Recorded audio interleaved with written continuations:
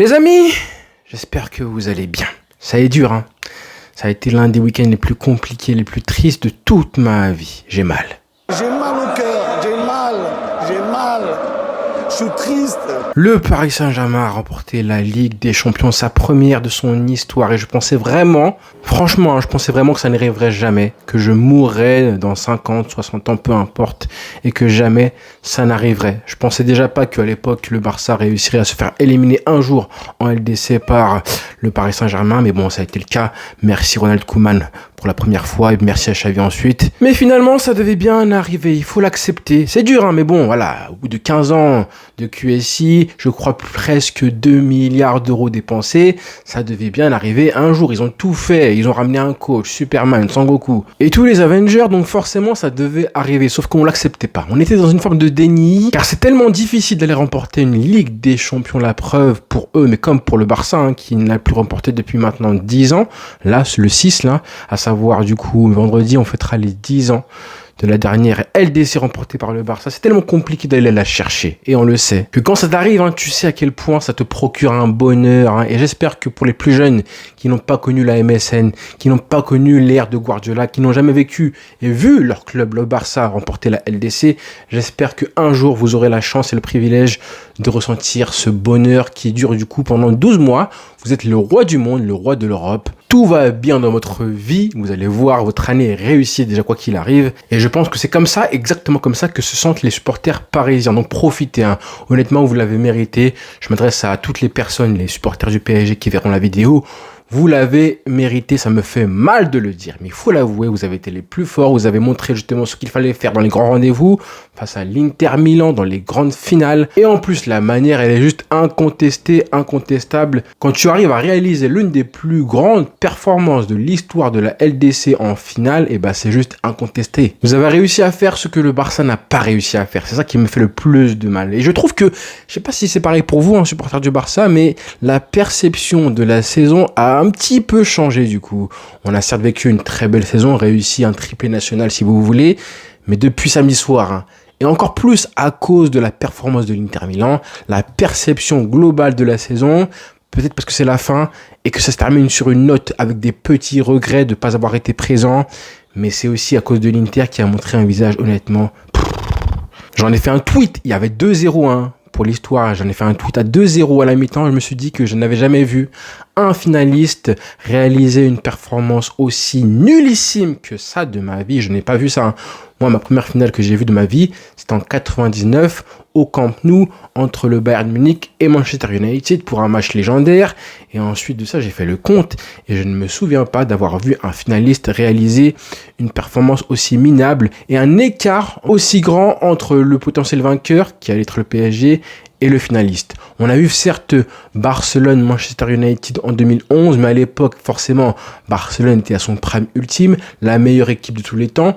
Mais Manchester United, honnêtement, ils avaient une équipe qui était fantastique, sensationnelle, et je pèse mes mots. C'est vrai que l'écart, hein, ce jour-là, entre les deux équipes avait été grand, mais c'était aussi à cause du Barça. Là, aujourd'hui, hein, en tout cas ce week-end, samedi soir, entre le PSG qui a été très bon, certes, franchement magnifique, mais l'Inter qui a été nullissime, à cause d'eux, il y avait un écart, je trouve, largement plus grand que ce qu'on a vécu en 2011. C'est pour ça que forcément, ça laisse des regrets. Et des gros regrets de ne pas avoir vu le Barça se qualifier. Après, tu peux dire ça, mais bon, t'as mangé quand même 7 buts par cette équipe de l'Inter, qui certes n'a pas joué en finale comme elle a joué en demi-finale. Ça, on est conscient. Tout le monde le sait qu'ils n'ont pas joué leur jeu. Donc, c'est compliqué de comparer les deux situations. Le contexte n'est pas le même. Un match à domicile, puis à l'extérieur, c'est différent d'un match comme ça sur 90 minutes. En plus, sur terrain neutre. Forcément, c'est important, avec une pression différente. Donc, ça n'a absolument rien à voir, on en est d'accord là-dessus. Mais t'es obligé, hein, ton cerveau fait forcément, il a ce réflexe, le cerveau, de se demander qu'aurait fait le Barça face à ce PSG-là à la place de cet Inter qui a été minable. Je pense vraiment que le Barça aurait été largement meilleur. Quand tu vois le scénario, et que tu réfléchis au fait que le PSG, du coup, a joué très haut dès l'entame de la rencontre, a été agressif, a voulu acculer l'adversaire, a été conquérant des vrais bonhommes pour aller chercher le 1-0, a réussi à marquer le premier but et le deuxième but, puis ensuite a joué un peu plus bas en gestionnaire et en attendant évidemment les espaces et les contres pour faire encore plus de mal parce que les espaces, il y en avait quand tu mènes au score, c'est logique. Et ce n'est pas un hasard si le troisième, quatrième et cinquième but ensuite du PSG sont tous venus par des contres grâce aux espaces laissés par les joueurs interistes. Évidemment, c'est le scénario typique mais vraiment prévisible avec une équipe qui se nourrit des espaces, qui te tue en contre comme le PSG, comme le Real Madrid. Une fois qu'ils mènent au score, et ben forcément, là tu joues un peu plus avec des risques, tu laisses des espaces et ils te font encore plus de mal. Donc du coup, forcément, on peut se demander, est-ce que le Barça aurait été au niveau du PSG samedi soir? Est-ce que le Barça aurait encaissé l'ouverture du score comme l'Inter l'a fait, plus un deuxième but, sachant que en fait récemment le Barça, on sait que ça a été compliqué lors des entames de match. T'as été mené 2-0 face à l'Inter au match aller et au match retour. T'as été mené aussi 2-0 lors du Classico, donc forcément si tu fais la même chose, t'es mené 2-0 face au PSG en finale de LDC, et ben c'est ce qui est arrivé face à l'Inter. Normalement tu finis pareil, tu finis KO debout. En gros tu offres le scénario idéal pour te faire défoncer en fait, tout simplement. Donc est-ce que le Barça aurait été aussi minable à l'entame du match pour se faire mener 2-0 et offrir le scénario idéal pour le PSG? Ça, je ne sais pas. Ce que je sais par contre, c'est que jamais de la vie, le Barça n'aurait laissé autant jouer le PSG. Jamais de la vie, le Barça aurait autant laissé la possession du ballon au Paris Saint-Germain en début de rencontre, vraiment le moment où justement tu prends l'ascendant psychologique, où tu te mets en position de victime. Jamais de la vie le Barça aurait joué aussi bas que l'Inter, parce que le Barça ne sait pas faire ça non plus. Ce n'est pas dans l'ADN du club catalan, et ça je parle juste de l'aspect défensif. Et maintenant offensivement, jamais de la vie le Barça aurait été autant inoffensif sur les transitions rapides et les contres, les petites situations pour se projeter qu'a eu l'Inter Milan. Ils ont été timides et honnêtement très brouillons, et jamais de la vie le Barça aurait été aussi flingué. Voilà, c'est le mot, flingué. Ne serait-ce qu'avec les munitions offensives qu'on a chez nous. Donc voilà, des regrets. Quand tu vois comment les joueurs de côté comme Dumfries se sont fait bouffer complètement, même par des pressings et des replis défensifs comme ceux de Kvaratskhelia ou même d'Ousmane Dembélé, qui ont fait du bien défensivement à ce PSG là, alors que voilà. Et même troisième chose, l'aspect mental, hyper important. Jamais de la vie le Barça ne se serait mis dans cette position de victime. Vraiment, les interistes ont accepté de se faire broyer, dominer en début de rencontre. On dirait que peut-être qu'ils se sont dit que comme ça avait marché face au FC Barcelone, à savoir défendre très bas, attendre l'erreur d'un joueur catalan à la relance pour les presser, pour leur faire mal ensuite en transition rapide. Ils se sont dit peut-être que comme ça a marché face à une équipe qui a quelques similitudes avec le FC Barcelone, on va essayer de faire la même chose, à savoir jouer bas, leur laisser la possession et attendre éventuellement des contres. Sauf qu'en fait, non, c'est pas comme ça le football. Monsieur Inzaghi, sur un match en finale, il faut mettre de l'intensité dans les duels, dans les courses, des appels de balles, tout ça. Là, on est en finale. T'es pas chez toi, à domicile, quand forcément ton équipe est galvanisée par les petits faits de match. Là, tu as ce qui s'appelle la pression du rendez-vous. Je pense que dans les grands rendez-vous, à aucun moment on a vu un Barça qui avait été submergé par l'émotion cette saison. Donc voilà, en vrai, on s'en fout un petit peu. En vrai, on s'en fout complètement même de savoir si le Barça aurait fait mieux que l'Inter Milan, si on aurait pu l'emporter ou pas. Le plus important pour moi, pour le club qu'on aime tellement fort, c'est évidemment que l'équipe progresse, tout simplement. Qu'elle apprenne de ses erreurs, qu'elle prenne en expérience pour l'année prochaine. L'expérience, ça compte. Les jeunes joueurs, la naïveté, ça fait mal parfois. Et il faut l'admettre, ça, le premier pas, c'est justement de reconnaître que malgré la saison XXL qu'on a vécue, honnêtement, qui était incroyable, il y a encore plein de choses à corriger, à gommer, sur lesquelles le Barça doit largement progresser. Vraiment, tout n'a pas été parfait, loin de là. Défensivement, évidemment, il nous faut un meilleur gardien, il faut une meilleure défense, encaisser 7 buts par une équipe qui n'a même pas réussi à se procurer franchement une demi-occasion en finale de LDC, ça fait tâche. Donc défensivement, il faudra progresser, en plus du fait que les équipes vont commencer à s'habituer au piège du hors-jeu par la force des choses. Petit à petit, ça va arriver, vous allez voir.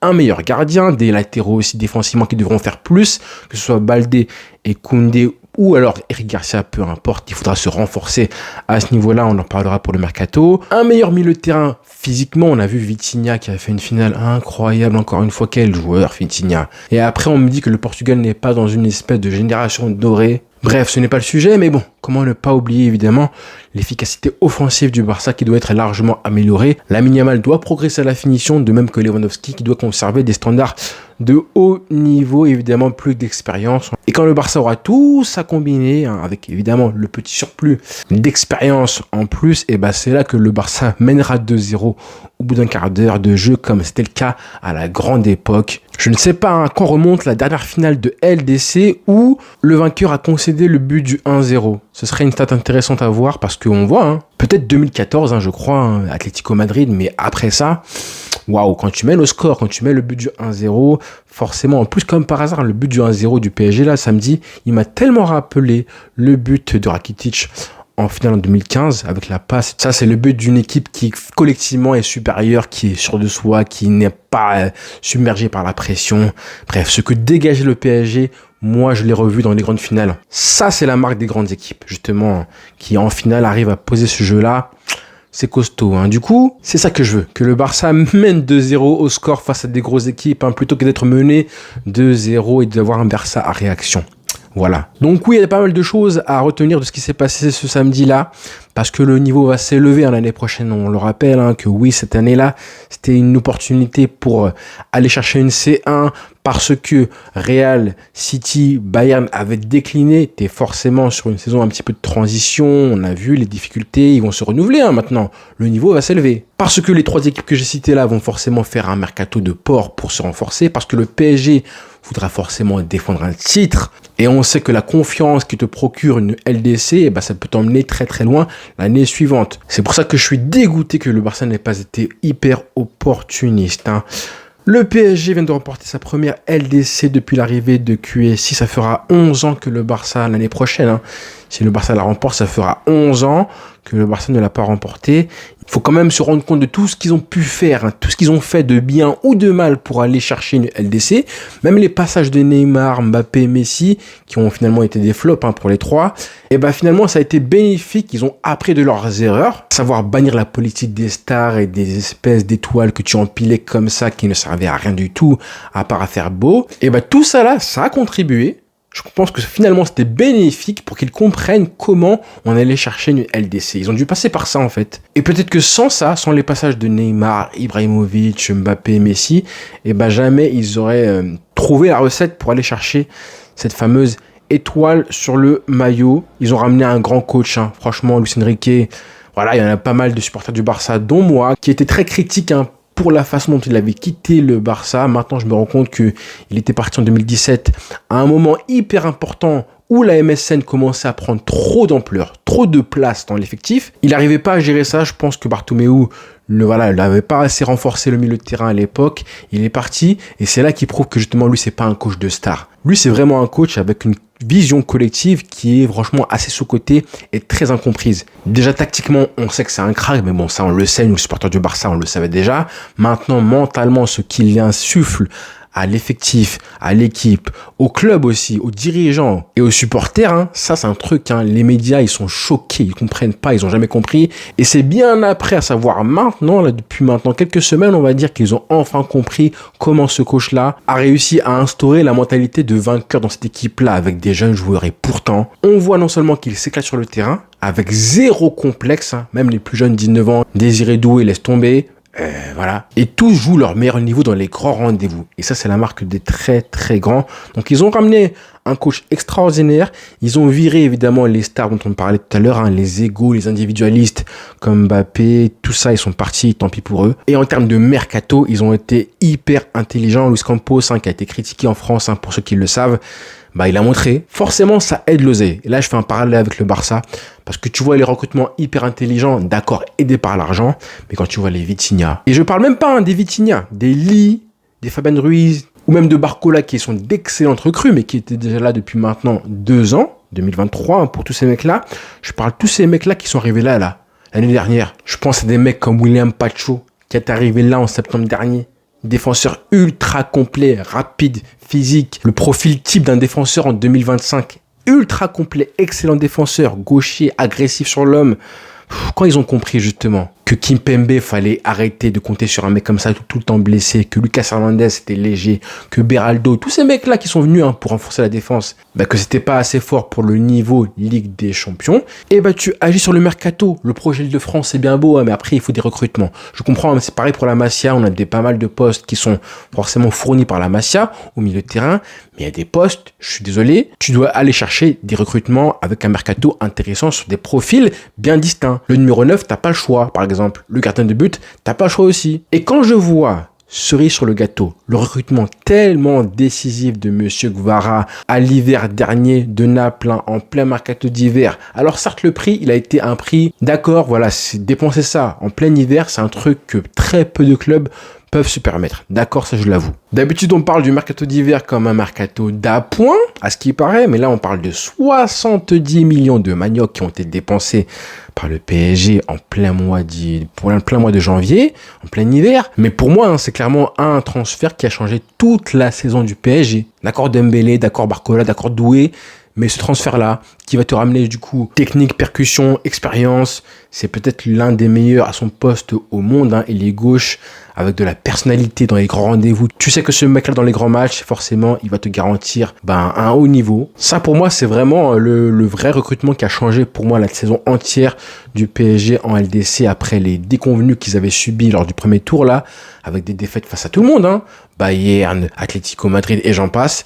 Tu me ramènes un joueur à un poste précis parce que Barcola, il avait été critiqué et honnêtement, je trouve qu'il avait été un petit peu surcoté par beaucoup de personnes, un petit peu trop mis en avant, avec des échéances qui allaient être compliquées à gérer pour lui. Après toutes les éloges et les louanges qu'il a reçues, maintenant prouve, et c'était un peu compliqué pour lui, c'était normal. Sauf qu'à son âge, c'était un peu compliqué pour lui. Maintenant avec Vara, ça a tout changé. Donc bravo à tout le monde. Encore une leçon à apprendre pour beaucoup de clubs.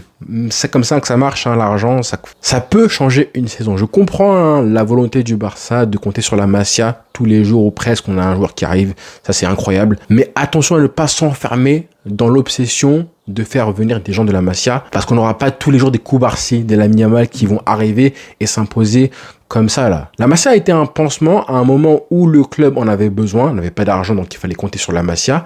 Maintenant, je pense qu'avec le niveau qui va s'élever côté Barça, mais même en Europe, il faut aussi faire en sorte de élever le niveau de l'effectif par des recrutements. Vous voyez ? En gros, je fais venir un grand joueur, comme ça l'effectif et les joueurs qui sont déjà présents sont obligés de rattraper et de suivre le mouvement en fait, ce qui crée une espèce d'émulation, qui fait du bien à toute l'équipe et tout l'effectif. Donc voilà, il y a beaucoup de choses à améliorer vraiment pour aller chercher une LDC. Et on espère que ce qui s'est passé là en 2024-2025 n'était que le début du voyage et du chemin vers la victoire. Donc voilà, bravo au PSG encore une fois.